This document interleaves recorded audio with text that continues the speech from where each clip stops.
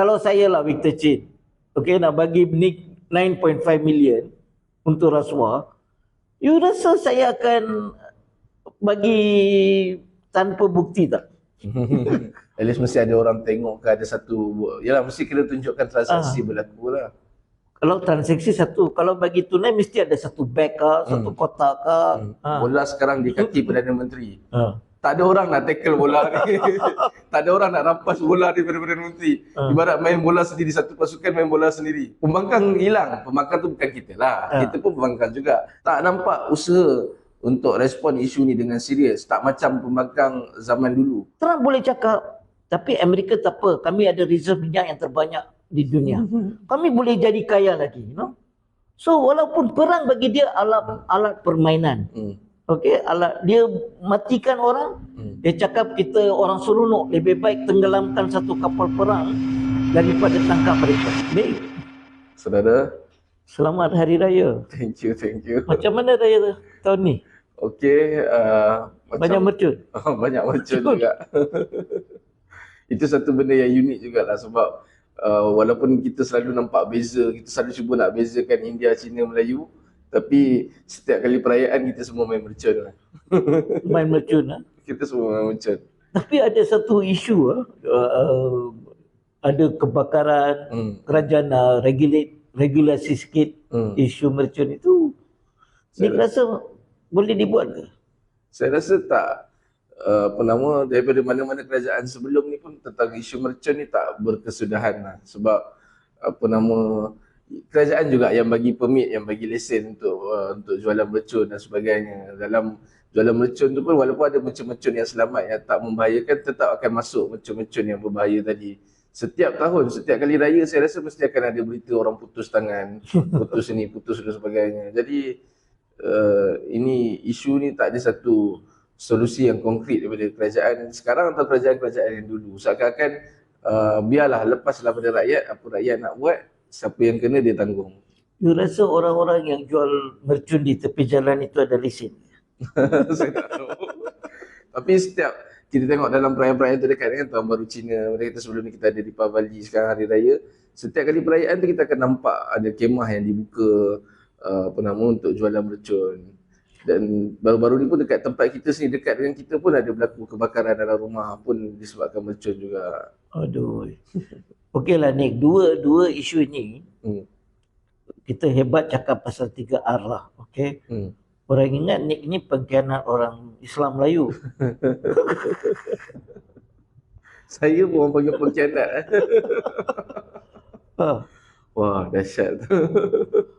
Apa pun saya ucapkan terima kasih lah kerana orang yang panggil saya pengkhianat tu maksudnya dia menonton lah rancangan ni kan. Tapi saya harap dia dapat ikuti kita, dapat menonton pandangan penuh kita. Ini masalah kita, kalau kita kritis terhadap kaum kita sendiri, bangsa kita sendiri, orang anggap kita telah mengkhianati, kita telah menghina kaum kita, bangsa kita sendiri. Dan saya rasa bukan setakat saya, Arul pun dipanggil pengkhianat kaum India juga.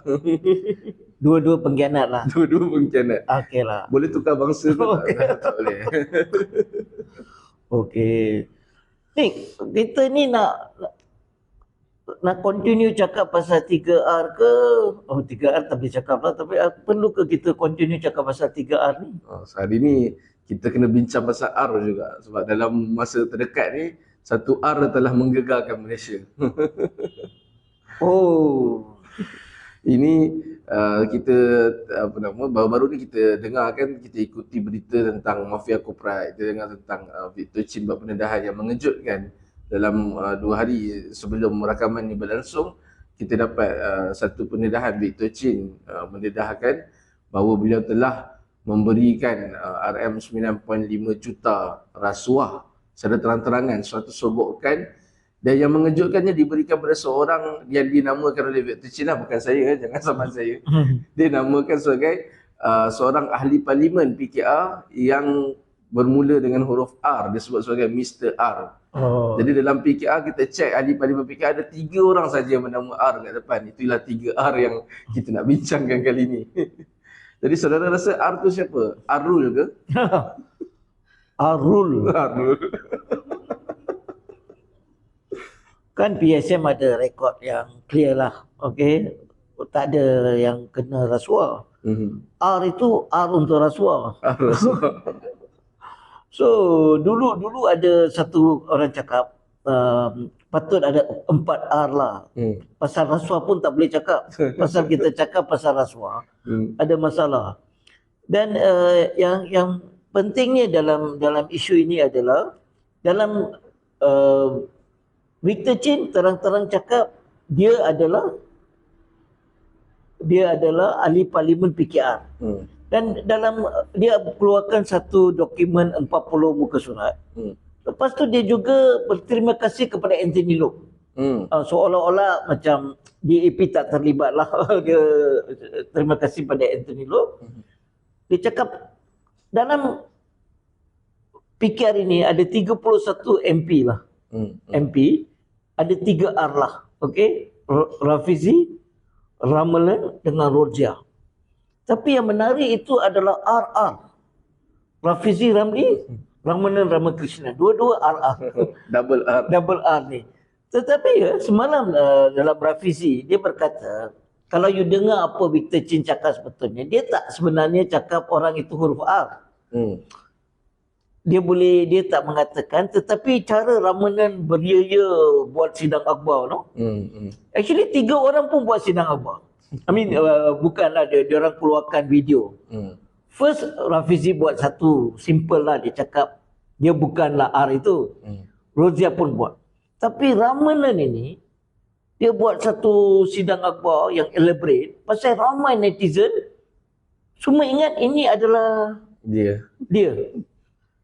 So saya ingat isu Victor Chin ini agak serius jugalah ni. Kerana Victor Chin ni dia macam Albert Tay lah. Okey. Dia orang ni bukannya orang yang baik-baik jujur-jujur lah. Dia orang ni memang rasuah lah. Dan bila mereka rasuah dan tak boleh kautin, so mereka marah. Dan Victor Chin dia kata 500 akaun bank. You ada berapa akaun bank ni? Yang saya ada mungkin 5, yang ada duit mungkin 1 lah. dia cakap dekat 500 akaun bank dia dengan sahabat-sahabat dia ni semua dibekukan. So dia memang frust lah. Dia actually seminggu sebelum itu dia sudah pun gertak lah. Dia suruh polis, ketua polis negara siasat itu korporat mafia. Saya bukan seorang, dia cakap. Siasat semua dan saya akan dedahkan. Seminggu selepas itu dia dedahkan. That 9.5 million lah. Tapi semalam dalam Rafizi pula cakap itu duit tunai. Itu yang dia cakap. Rafizi cakap satu kau. Pasal Ramalan cakap, saya tak kenal Victor Chin lah. Sama macam Najib cakap tak kenal Altan Toya. Macam tu lah. Dia cakap saya tak kenal dia tak kenal lah. Dan saya tak pernah jumpa siapa nak ambil duit and all that. No? Tapi Rafizi cakap 9.5 million. Okay. Dan kalau Victor Chin ni, kalau saya lah Victor Chin, okay, nak bagi 9.5 million untuk rasuah, you rasa saya akan bagi tanpa bukti tak? At least mesti ada orang tengok ke ada satu, yalah mesti kena tunjukkan transaksi berlaku lah. Kalau transaksi satu, kalau bagi tunai mesti ada satu bag ke, satu kotak ke, you know? Saya tak boleh imagine sebenarnya. Kita orang biasa, saya tak boleh imagine 95 juta dalam cash, dalam tunai tu saya tak boleh imagine berapa banyak duit di bawah. Dalam kes Malaysia kini yang Nanda Kumar dia cakap ambil duit itu semua kan, walaupun itu dipertikaikan lah. Dia ada bagi satu envelope, ada memang ada gambar dan sebagainya lah. So Victor Chin ini sangat satu tuduhan yang agak serius tau. Kalau you rasa zaman PH kalau ada satu tuduhan macam itu terhadap Barisan Nasional ke tu, pembangkang memang akan bawa isu ni lah, buat demo lah, minta Perdana Menteri letak jawatan lah, semua kan. Tetapi nampak macam pembangkang lemah semua. Tapi isu yang saya tengok ini, Siva rasa dia kutuk Victor Chin lah. Dia cakap kalau you berani, laporlah. Nak lapor kepada siapa ni? You rasa siapa, isu rasuah siapa yang akan siasat? SPRM. Siapa itu SPRM? dia akan jadi sama nasib macam Albert Tay lah kalau dia lapu macam mana Albert Tay rumah kena ambush dan sebagainya. Jadi tak selesai, tak bawa pada satu penyelesaian. Tapi menarik juga tadi Arul sebutkan ibarat Najib tak kenal jodoh lah sebelum ni kan. Jadi Victor Chin juga bagi tahu dia ugut untuk pulangkan balik duit tu. Dia bukan nak kisah tentang keadilan, bukan nak kisah tentang nak ni pun, tapi dia ugut untuk pulangkan balik duit tu sebelum 30 Mac. Jadi hari ni sudah 26 Mac, ada 4 hari lagi. You rasa Mr. R tu akan pulangkan balik tak duit tu? Saya rasa, ini satu soalan yang sangat susah lah. Saya ingat dia akan pulangkan balik. Kalau dia ahli parlimen PKR, dia akan pulangkan balik.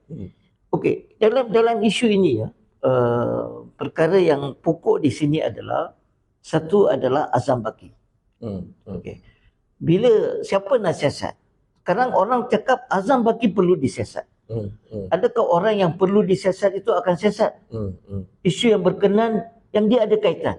Ini masalahnya, dia nak buat aduan, dia berharap kes ni disiasat. Tapi dalam Malaysia yang menyiasat kes rasuah adalah SPRM. Tetapi ketua SPRM pula, orang semua rakyat mendesak supaya dia disiasat. Okey. Jadi orang yang didesak untuk disiasat, diminta untuk menyiasat pula kes-kes macam ni. Azam Baki sendiri dalam kes dia yang rakyat suarakan, kita minta untuk ada satu Suruhanjaya Diraja yang bebas untuk menyiasat Azam Baki.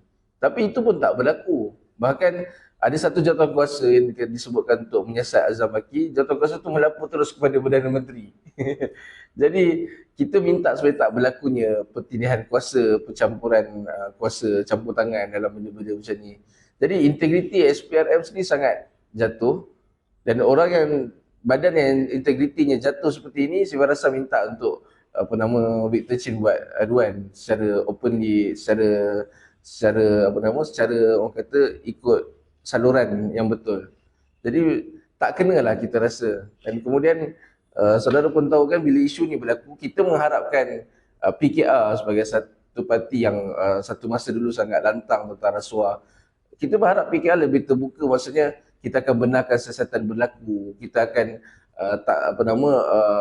buka kepada beri kerjasama sepenuhnya supaya siasatan dapat dilakukan. Satu ayat-ayat yang macam progresif lah sikit, atau kata kita akan ambil tindakan keras pada mana-mana ahli parlimen kita jika terbukti bersalah tentang isu ni dan sebagainya. Tapi terbalik, tiba-tiba beritahu jangan siapa-siapa fitnah PKR. Setiausaha Agong beritahu kita akan ambil tindakan pada siapa-siapa yang buat fitnah pada PKR dan sebagainya. Sangat defensif. Tapi isu ini ya, saya ingat isu yang sangat besar tau. Firstly, Victor Chin cakap tentang NextG. NextG itu adalah ada dua badan korporat yang fight untuk dapat control over NextG, sehinggalah Perdana Menteri campur tangan. Dia minta seorang itu jangan tarik diri lah, iaitu Farhash. So that means dalam ini nampak macam satu skandal besar lah. Okey, yang melibatkan MACC dan juga melibatkan Perdana Menteri. So sekarang ini saya ingat bola di kaki Perdana Menteri. Sama ada Perdana Menteri itu memang dia tak terlibat, dia ikhlas, dia terus, dia form lah Royal Commission. Tetapi dia drag sampai tak form Royal Commission ini. Sebenarnya isu ni satu isu yang sangat besar tau. Apa pembangkang buat? Itu yang KJ sekarang dah orang UMNO lah, balik UMNO. Tapi apa pasal KJ ni? KJ cakap pembangkang ini macam tak ada itulah. Tak boleh dia tak mau, dia tak menyuarakan. Sangat lemah lah. Pandangan Nik macam mana? Kalau saya pakai analogi Arul tadi, bola sekarang di kaki Perdana Menteri. Tak ada orang nak tackle bola ni. Tak ada orang nak rampas bola daripada Perdana Menteri. Ibarat main bola sendiri, satu pasukan main bola sendiri. Pembangkang hilang. Pembangkang tu bukan kita lah. Kita pun pembangkang juga. Tapi yang saya faham yang dimaksudkan adalah Perikatan Nasional sebagai pembangkang yang terbesar. Tak nampak usaha untuk respon isu ni dengan serius. Tak macam pembangkang zaman dulu. Macam PH dulu kan kita nampak PH ketika itu waktu jadi pembangkang sangat lantang bersuara tentang isu rasuah. Bahkan Anwar sendiri pernah turun dalam himpunan tangkap Azam Baki. Bila dia jadi Perdana Menteri tak tahu kenapa dia tak tangkap, dia extend, lanjutkan lagi kontrak Azam Baki. Tapi nak tunjukkan pembangkang, saya rasa pembangkang dalam satu baru dalam, saya tak tahu adakah boleh guna tepat tak perkataan pemulihan, sebab pembangkang hadapi satu krisis yang sangat besar, perpecahan dalam Bersatu yang akhirnya buat pergeseran antara Bersatu dengan PAS, kejatuhan kerajaan PAS di Perlis digantikan dengan kerajaan yang dipimpin oleh Menteri Besar Bersatu. Semua isu-isu yang melanda ni baru saja nampak macam surut setelah akhirnya Perikatan Nasional memilih Ketua Perikatan Nasional yang baru, pengurusi Perikatan Nasional yang baru, Dr. Ahmad Samsuri.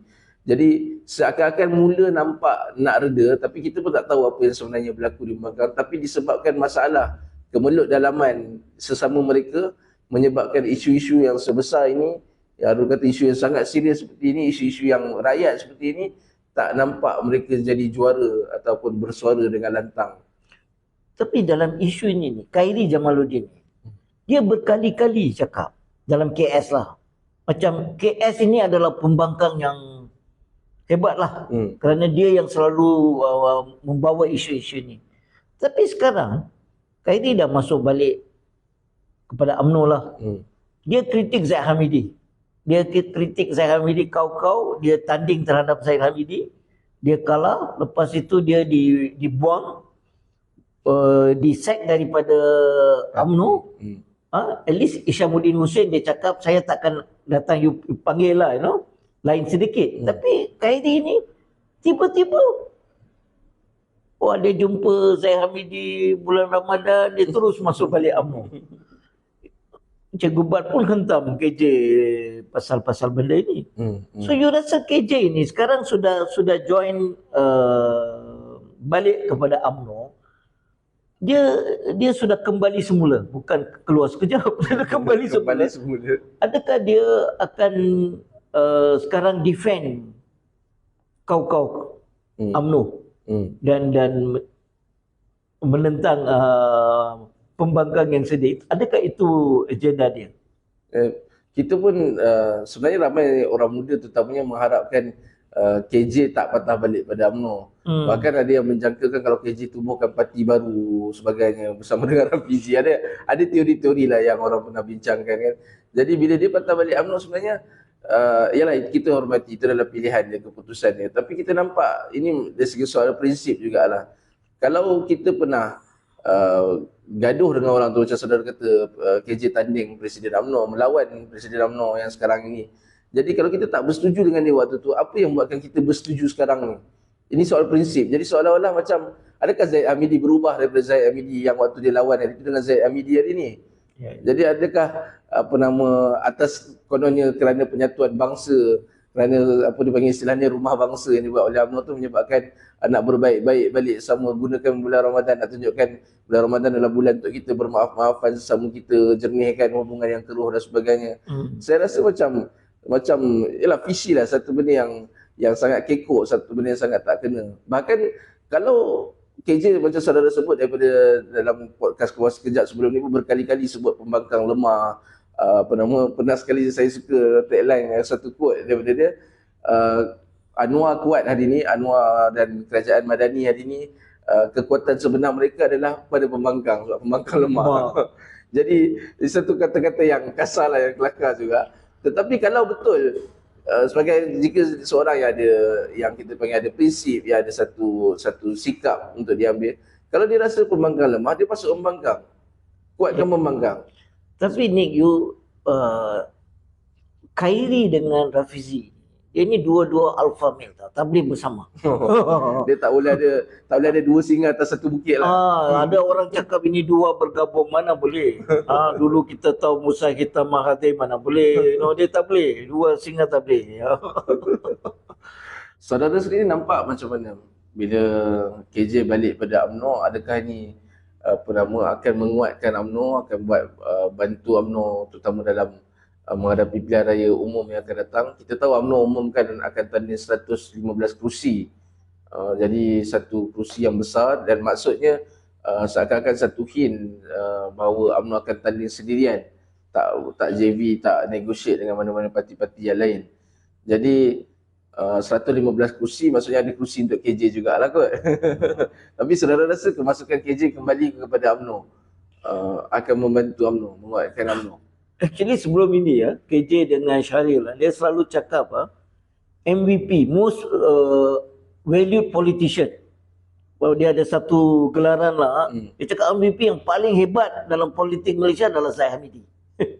Dan sekarang ni bila Zaid Hamidi dia cakap membuka rumah besar, Rumah bangsa. rumah bangsa itu, dia nak panggil semua lah, okey? Dia nak jemput semua, dia nak jadi sebagai macam satu rumah bangsa untuk semua orang Islam Melayu masuk. Faham? So DAP tak boleh masuk lah. Saya pun tak boleh. You tak tahu lah.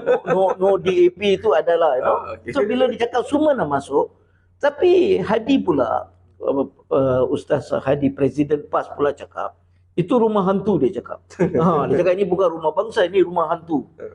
So bila dalam PAS ini, bila Supreme Leader lah, macam Ayatollah, macam lah, dia Supreme Leader untuk PAS cakap rumah hantu, habislah. Semua orang PAS takkan masuk.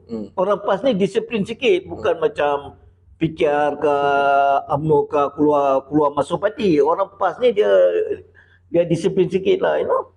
So saya ingat memang Zaid Hamidi dia ada pandangan bahawa UMNO boleh jadi parti yang paling besar lah. Parti Melayu yang paling besar. Okey. Dan kalau dia jadi parti Melayu yang paling besar, satu adalah kita nampak PKR sekarang semakin lemah. Amanah dah cakap dah lemah, beberapa kerusi last election pun dah hilang banyak kerusi. So ini boleh menyebabkan bukan berseorangan lah, sebagai satu lagi gabungan selepas pilihan raya, Zaid Hamidi kemungkinan boleh jadi Perdana Menteri. Dan bagi saya, KJ melihat ini sebagai satu cara, kerana KJ adalah satu ahli politik yang tak pernah cakap dia tak nak jadi Perdana Menteri. Kalau tanya Rafizi, dia akan cakap, saya ni tak berminat politik lah, Rafizi cakap macam tu. Tapi Khairi ni daripada dulu, memang dia nak jadi Perdana Menteri. So cara terbaik nak jadi Perdana Menteri adalah melalui UMNO. Kerana semua Perdana Menteri kita pun daripada UMNO lah. Walau apa pun. So saya rasa dia secara terbaik dia adalah melalui UMNO. Dan tetapi balik kepada soalan kita lah, okey. Saya tak nampak PAS dengan UMNO duduk di dalam rumah yang sama. Kerana kerusi yang mereka tanding adalah kerusi yang sama. Pasal kerusi majoriti Melayu akan ditanding dulu oleh PAS dengan UMNO. Lepas itu sekarang ada perikatan, sekarang ada 3. So itu sebab dicakap undi Melayu itu pecah lah, parti-parti lain pun boleh dapat kerana pecahan itu. So saya nampak Khairi punya percaturan politik Khairi adalah macam mana nak jadi Perdana Menteri, nak join siapa boleh jadi Perdana Menteri. Okey. Pasal sebelum ini saya ingat Khairi nak join Madani, saya ingat macam dia akan jadi menteri di bawah Anwar. Tetapi mungkin dia tengok bila Rafizi hantam Anwar pun lemah, lebih baik pergi kepada UMNO balik, kembali kepada UMNO.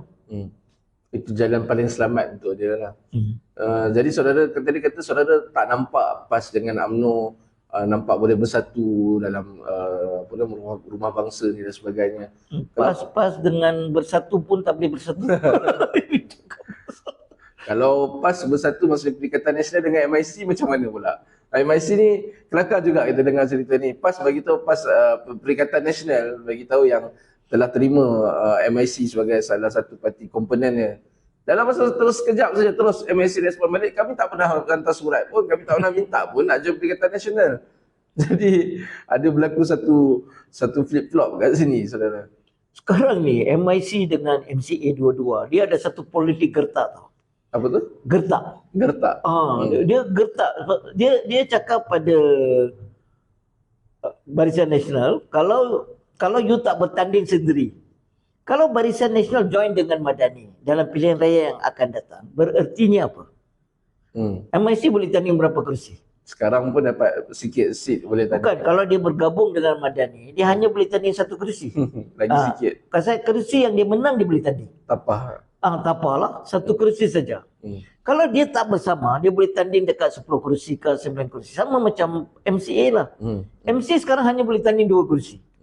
So strategi MIC pula adalah dia cakap kalau you tak dia gertak UMNO lah, dia akan pergi kepada Perikatan Nasional. Kalau dengan Perikatan Nasional dia boleh tanding lah banyak kerusi. So dia gertak. So dia main lah. Okay. Sehingga Zaid Hamidi hari tu cakap 115 kerusi. Takkan semua UMNO tanding.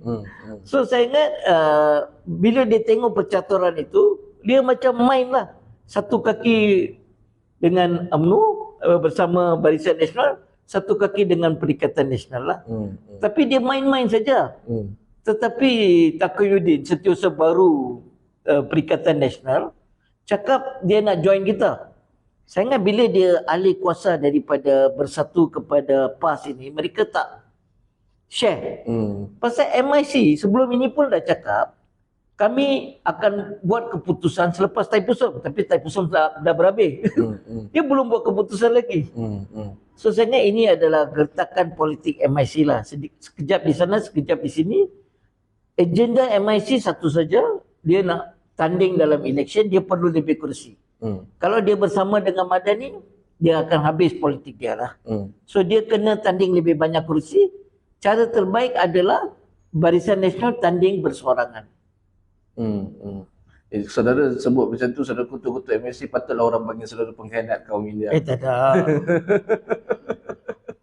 Dan bagi saya, saudara kata tadi sebab baru pertukaran apa nama jawatan ke dalam Setiausaha Perikatan Nasional, baru orang kata apa, pentadbiran tim yang baru, macam fail-fail lama tu tak dapat pada tim yang baru, tak berlakunya clash kat situ.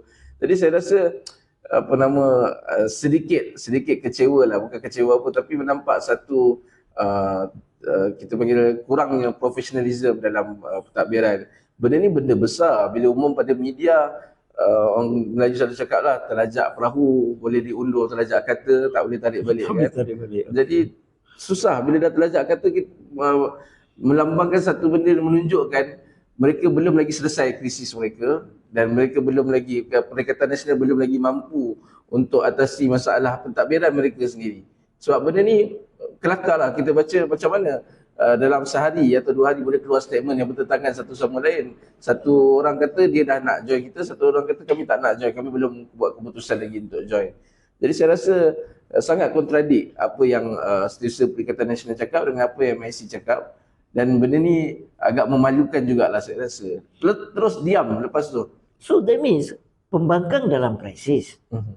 Dengan isu Victor Chin, PKR pun macam dua-dua ada dalam krisis. So that means third force itu adakah peluang untuk third force? Balik kepada isu. Jadi ya, saya rasa semakin hari orang akan semakin nampak perlunya kuasa ketiga. Bukan di kalangan gegasi-gegasi sedia ada, orang mula nampak perlunya ada satu jalan baru, satu pilihan baru, satu alternatif. Nak sebut barisan alternatif dah ada orang pakai nama tu juga. Satu gerakan yang progresif, boleh kata macam tu lah, sebagai satu kuasa yang ketiga. Jadi saya rasa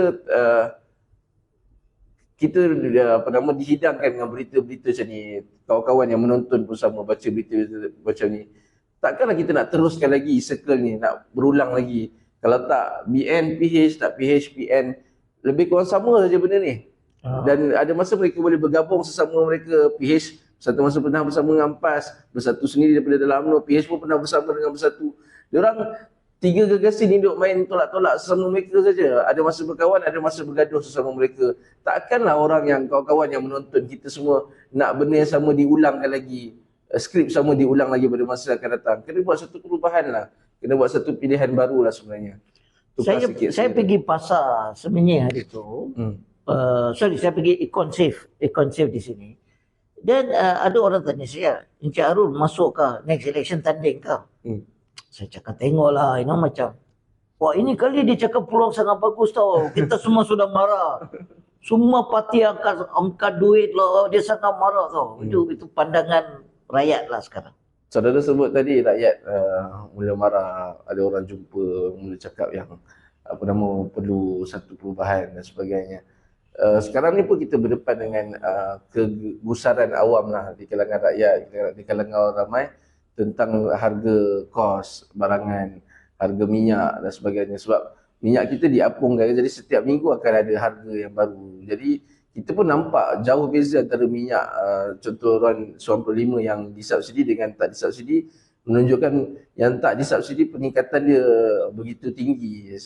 Ini semua ekoran daripada peperangan yang sedang berlaku lah, di mana peperangan US Israel menentang Iran. Jadi bahasa lebih tepat menindas Iran lah. Jadi kita tengok kesan apa yang berlaku di sana telah mula memberikan impak pada negara kita, dan kerajaan sendiri pun dah mula mengumumkan mungkin tak dapat lagi bagi 300 liter subsidi sebelum ni, mungkin akan dikurangkan kepada 200 liter. Dan ini semua akan berhubung kait juga dengan barangan, dengan kos pengangkutan dan sebagainya. Jadi tadi kita bincang isu nasional, isu tempatan. Sekarang kita nampak ada isu internasional. Perang US Iran telah pun memasuki minggu yang keempat. Lebih lama daripada tahun lepas, 12 hari, sekarang dah masuk pada minggu yang keempat. Dan kita nampak belum nampak lagi jalan penyudah pada perang ni. Walaupun Trump kata, Trump ni pun macam Taqiyuddin tadi juga lah. Trump kata yang kita telah menang. Kemudian Trump pula cakap yang kami dah berjaya negotiate dengan Iran untuk buat ceasefire dan sebagainya, gencatan senjata. Dan Iran kata mana ada kami buat macam tu. Jadi sama macam dialog Taqiyuddin dengan Saddam Hussein tadi, dialog Trump dengan Iran lah. Jadi kita nampak benda ni bukan saja pada Malaysia, ni kesan pada global, pada banyak negara-negara lain. Jadi saudara tengok macam mana, apa jangkaan, apa ramalan apa ramalan saudara tentang apa yang akan berlaku ni? Okey, satu saya ni dulu kan saya pakai RON 95 lah. Sekarang kita semua pakai RON 95. Perdana Menteri cakap sampai bulan Mei RON 95 tidak akan dinaikkan harga lah. Okey, mungkin pasal hari raya semua dia Dan bila saya pump RON 95, dulu bila pump RM50, dia akan keluar tunjuk RM61 lah. That means kita dapat subsidi RM11. Hari itu saya pump RM50, RM80 lebih. That means kerajaan subsidi begitu banyak duit yang besar lah. Satu. Dan kita tengok ada memang ini minyak. Selalu kita ni, saya pun selalu fikir macam itu. Kita ingat kita ni negara pengeluar minyak. Sepatutnya Malaysia dengan Brunei relax lah.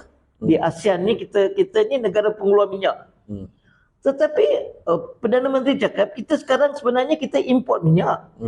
Kita ekspor minyak kita level dia tinggi sikit lah dia punya, tapi kita import minyak. And import minyak itu kena melalui terusan Hormuz, kena melalui selat itu sampai ke sini.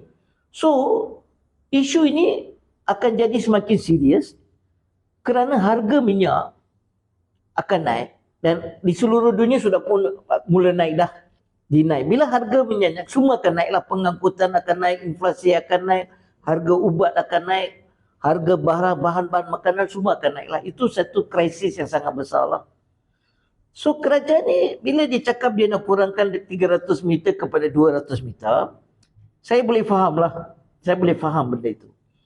Tetapi saya nampak tidak ada pembangkang attack kerajaan. Cakap you tak ada polisi yang betul. Kerajaan pula cakap inilah kami akan kurangkan 100 meter. Cap dia akan kurangkan. Itu yang dia buat. Tetapi saya nampak hanya PSM kan, Gandiban ada keluarkan satu kenyataan lah. Kenyataan itu sangat penting lah. Pasal PSM cakap ini masa untuk kita promote pengangkutan awam. Ini masa untuk kita promote work from home. Ini masa untuk kita buat di kalangan negara ASEAN, tengok macam mana nak handle minyak itu. Kerana kita ada Malaysia, kita ada Brunei. Dua negara pengeluar minyak. Bagaimana kita nak handle, kerana sekarang kita tahu di Thailand ni krisis. Negara-negara jiran kita ni ada krisis lah, So bagi saya, orang cakap RON 97 naik 60 sen lagi minggu ni. Diesel naik 80 sen minggu ini. Memang satu perkara yang serius lah. satu isu yang serius. Tetapi saya nak tanya balik Nick lah. Dia peperangan ini, Donald Trump dia sudah bercakap dia sudah menang tau. Dia cakap dia sudah menang, dia cakap dia sudah pun buat regime change dan dia sudah dapat satu hadiah yang cukup baik daripada Iran. Tapi orang tanya apa hadiah, dia tak bercakap. So, adakah Nick rasa perang Iran ini, perang serangan ke atas Iran ini semua sudah berakhir atau belum? You rasa isu krisis tenaga ini akan berterusan atau tidak? Saya jangkakan ini akan berterusan, peperangan ini akan berterusan dan dia akan semakin semakin escalate lah, semakin meningkatlah keseriusan tahap peperangan ini. Kita dah nampak masing-masing mula menunjukkan keupayaan teknologi masing-masing, dari segi misalnya dari segi banyak perkara. Kita nampak yang tak ada gaya yang dia akan surut. Bahkan makin lama makin teruk bila Israel serang tempat ladang tenaga di Iran dan Iran pun membalas balik, termasuk pada negara-negara Arab, negara-negara Teluk yang lain, dan negara-negara Teluk pun dah mula seakan-akan nak mula bertindak balas pada Iran. Jadi saya tak nampak dalam masa terdekat isu ni akan surut. Bahkan Iran sendiri mengaku yang bagi tahu yang dia bersedia untuk pertahankan tanah air dia untuk selama mana yang boleh. Jadi dia takkan berundur dan dia tak akan buat satu negotiation, walaupun ada kita dengar Pakistan akan mediate untuk satu negotiation antara US dengan Iran dan sebagainya, tapi Iran itu kami yang diserang. Jadi selagi kami diserang, kami kena pertahankan diri kami. Jadi kalaulah US ataupun Israel menghentikan serangan, mereka sendiri yang menghentikan serangan, saya rasa Iran pun akan okey. Tapi samalah, walaupun mereka sebut nak ceasefire dan sebagainya, tapi serangan terhadap Iran berterusan. Kalau kita tengok angka korban di Iran lebih tinggi berbanding di tempat-tempat yang lain. Ya. Jadi dalam keadaan Iran pertahankan negara dia, Iran menyerang loji-loji tenaga ataupun tempat kem-kem tentera, tempat pembuatan nuklear pejabat-pejabat ketenteraan. Iran pula diserang dengan pengeboman yang teruk pada tempat-tempat awam, pada masyarakat awam, pada sekolah-sekolah dan sebagainya, pada hospital pun ada yang kena. Jadi saya rasa saya tak nampak gaya perang ni akan surut dalam masa sekejap, dalam masa terdekat. Tetapi itulah impact dia bila perang ni akan terus escalate, akan terus meningkat naik. Impact dia harga minyak setong sekarang mungkin dah 100 US dollar, dijangkakan boleh naik lagi 150 ke 200 lepas ni, lebih teruk daripada apa yang kita hadapi sekarang. Dan ini akan seluruh dunia akan terkesan dengan perkara ni lah. Ini bukan lagi peperangan antara US, Israel, Iran. Ini dah jadi satu peperangan yang mengakibatkan seluruh dunia berkecamuk, seluruh dunia berada dalam keadaan terganggu. Iran ni, dia tak percaya Amerika. 2 kali dia sudah kena tipu. 2 kali dia pergi ke meja rundingan, selepas dia pergi ke meja runding, masa runding dia kena diserang. Itu satu isu lah, dia tak. So sekarang ini, Amerika bagi dia, baru I baca, Amerika bagi dia satu terma lah baru, 15 poin terma. Dia minta melalui Pakistan lah. Dan Iran cakap dia tak boleh terima dah 15 terma ini kerana dia adalah maximum position. Mungkin dia nak hapuskan semualah, dia nak mungkin selat itu dia nak kontrol dan sebagainya. Dan Amerika tidak harap satu, dalam hari kedua perang, Amerika dah cakap dia sudah hapuskan 90% misal launcher Iran. 90% dia sudah habiskan. Tapi semalam Beirut telah di-attack. Pengkalan Amerika di Bahrain. Semalam Bahrain, pengkalan paling besar Amerika telah diserang. Tel Aviv kena serang. Sekarang orang di Tel Aviv panik. Golden Dome dia ni tak boleh tahan. Macam mana Iron Dome dia ni, macam mana dia punya boleh masuk, Iron Dome boleh masuk. So dan lepas itu Amerika cakap nak berbincang, dia hantar dekat ribuan Marine nak pergi ke digerakkan ke Timur Tengah. Ke Timur Tengah. Dan apabila soalan itu ditanya kepada Menteri Luar Iran, dia cakap Amerika nak hantar. Macam mana? Dia cakap, yalah kami tunggulah. Kami memang tunggu. Masuklah. Kami memang tunggu. So dia cakap, mengapa you tunggu? Kami memang tunggulah. Kerana kami sudah bersedia. Kami sudah bersedia untuk lawan dan bukan senang. Tamadun Iran ni jauh lebih besar daripada Amerika. Amerika ni negara baru dalam dunia. And Iran ini dia berbukit, berbukau, macam sama dulu. Afghanistan lah, Soviet Union masuk Afghanistan tak boleh buat apa, keluar Amerika masuk Afghanistan pun tak boleh buat apa. Dia kawasan bergulung ganang. You nak masuk ke? Amerika, ground troops dia pergi Vietnam dia kalah. Semua tempat dia masuk. Dia sekarang ini perang dari udara lah, hantar drone dan sebagainya.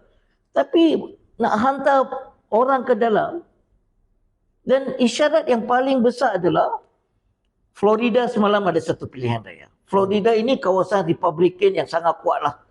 Florida ini Republican tak boleh kalah lah. Florida ini, you know lah, tempat orang jolly semua, you know.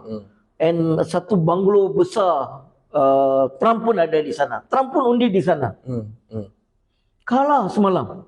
Republican kalah di Florida. Dia kalah semalam dengan Demokrat. Okey, dan ini satu kejutan besar lah. So memang rakyat di Amerika sendiri tak setuju.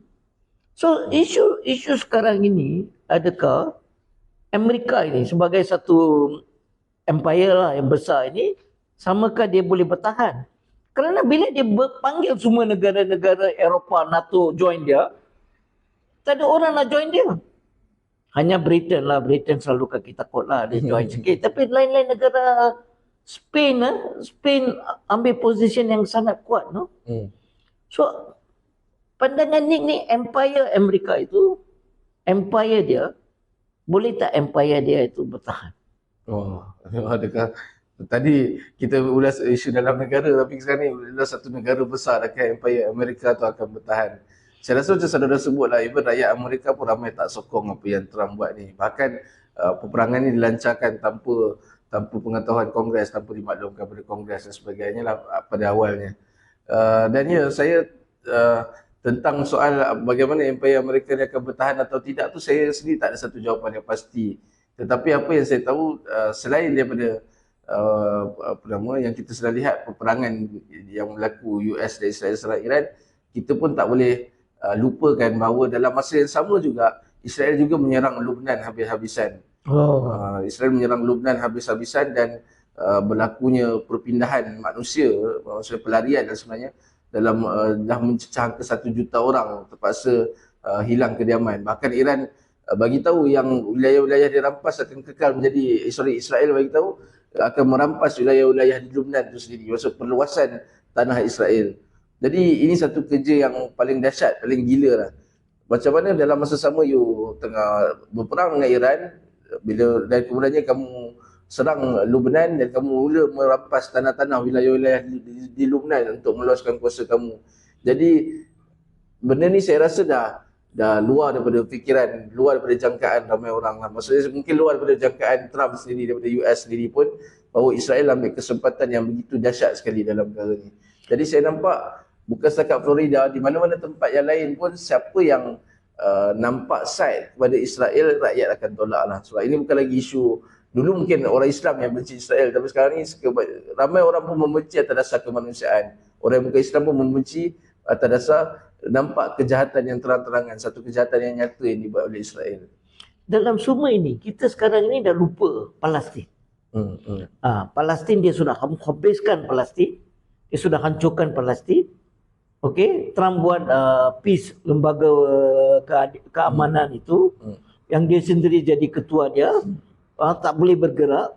Sekarang dia attack Lebanon, selatan Lebanon, semua jambatan-jambatan itu dia sudah, dia nak ambil alih selatan Lebanon lah. Dia satu rampasan tanah lah. So di masa kita semua fokus Iran, terusan Hormuz itu pasal minyak lah, semua nak minyak itu semua kan. Ini perang kapitalis lah, okey. Dan dalam kewujudan perang ini yang begitu dahsyat itu, bila minyak begitu naik, Trump boleh cakap, tapi Amerika tak apa, kami ada reserve minyak yang terbanyak di dunia. Kami boleh jadi kaya lagi, no? So walaupun perang bagi dia alat permainan. Okey, dia matikan orang, dia cakap kita orang seronok, lebih baik tenggelamkan satu kapal perang daripada tangkap mereka. Itu cara. Dan pernah jadi satu perniagaan juga lah untuk mereka. Tapi ni jawapannya semalam saya tengok dalam Netflix. Cerita apa? Dinosaur. Saya dalam cerita dinosaur ni, walaupun dinosaur ni pada satu masa ni dia kontrol dunia lah. Dia begitu kuat, gagah besar, panjang, leher dia tinggi. Tiba-tiba dia boleh hapus begitu saja. Okey? So, sebelum ini, kita tahulah dalam sejarah kita ada Mongol Empire, Roman Empire, banyak empire lah. Lepas tu zaman moden kita ada the Great Britain. Sekarang tak ada lagi Great dah. Okey, dan kita ada sekarang Amerika.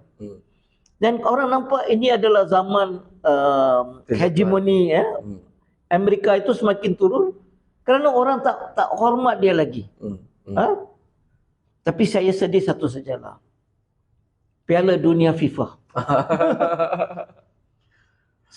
Macam mana ni? Ni bukan kaki main bola kan? tak tahu bola. Iran adalah antara negara pertama yang qualify untuk Asia.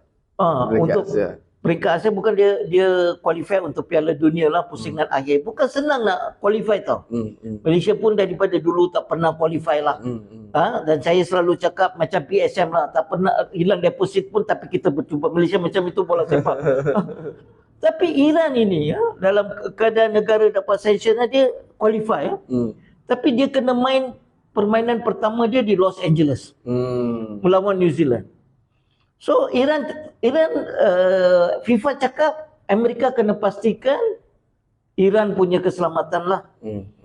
Tapi Amerika cakap dia tak boleh jamin. So Iran cakap kalau macam itu kami tak nak datang lah. Tapi game pertama dia nak main dengan New Zealand.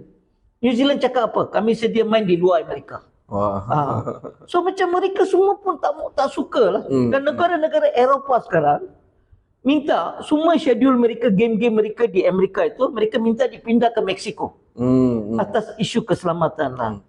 So kepada orang yang tak suka perang, isu-isu nasional ini kan, isu-isu international, perang semua nak political, kepada peminat bola sepak, tengoklah. Trump bukan saja menghancurkan dunia, dia juga menghancurkan permainan bola sepak. Saudara, nampaknya masa kita dah pun hampir tamat, kita dah bincangkan pelbagai perkara, isu dalaman negara, isu luar mana yang sempat kita ambil topik-topik hangat untuk kita bincangkan. Dan saya tahu bila kita bincangkan isu-isu macam ni, masalah-masalah macam ni, kita akan rasa sampai satu point kita rasa macam tak berdaya lah, kita rasa macam helpless lah. Banyaknya masalah dalam negara banyak, masalah luar negara banyak. Semua akan bagi kesan, impact pada kita. Kalau tadi kita ingatkan perang hanya kacau dari segi harga barangan, makanan, pengangkutan dan sebagainya. Sekarang ni perang pun dah kacau sukan juga, dah kacau bola sepak. Jadi saya rasa kehidupan kita semua terjejas. Tetapi manusia seperti mana saudara semua sebut tadi, manusia ni akan sentiasa cari jalan untuk overcome, untuk atasi masalah ni. Kita akan usahakan untuk cari jalan keluar. Tetapi yang utama adalah kita kena sedar tentang masalah yang berlaku, kita kena ulas, kita kena cakap lagi dan lagi supaya kita semua dapat usahakan untuk membuka ruang fikir kita bersama. Jadi saya rasa penting kena ada sesi seperti ini, perbincangan seperti ini untuk bincang lagi dan lagi pada masa akan datang apa isu-isu yang berlaku supaya kita semua dapat satu perspektif, satu pandangan yang baru ataupun yang mungkin perspektif yang berbeza daripada apa yang kita biasa dengar lah. Betul ni. Saya rasa kita perlu keamanan lah. Seluruh dunia mahukan keamanan. Semua orang nak hidup. Orang duduk di dunia ini untuk hidup, untuk Tetapi hanya ada satu golongan yang gembira bila perang. Penjual senjata. Okey, golongan kapitalis. Dia buat perang kerana dia nak untung. So ini adalah satu golongan 1% lah yang maha kaya, yang nak keuntungan besar ini. Tetapi majoriti rakyat dia tak nak berperang. Yang pergi perang pun bukan 1%. Yang askar-askar itu dia dari keluarga miskin, masuk tentera, mereka korbankan diri lah. So saya rasa kita berharap tidak ada peperangan. Peperangan itu dihentikan. wujud satu solusi jangka masa panjang dan United Nations, bangsa-bangsa bersatu kena balik berkuasa. Sekarang bangsa-bangsa bersatu macam dia pun macam kita, buat podcast bagi pandangan dan sebagainya. Dia tak ada kuasa. No? Kita baru harus bagi balik kuasa kepada bangsa-bangsa bersatu untuk mengambil tindakan-tindakan. No? Kalau nak terusan ke nak keamanan, buatlah bangsa-bangsa bersatu, biarlah negara-negara yang neutral itu handle lah. So kita harapkan ada keamanan, tapi isu 3R saya tak tahulah macam mana. Kita tengok podcast minggu depan. Saya takut isu R jadi R Ramadan. Keamanan nanti sudah sebut. Ramadan, keamanan. Ramadan dah habis, Ramadan wujud. Okey. Banyak R, rasuah, semua R lah.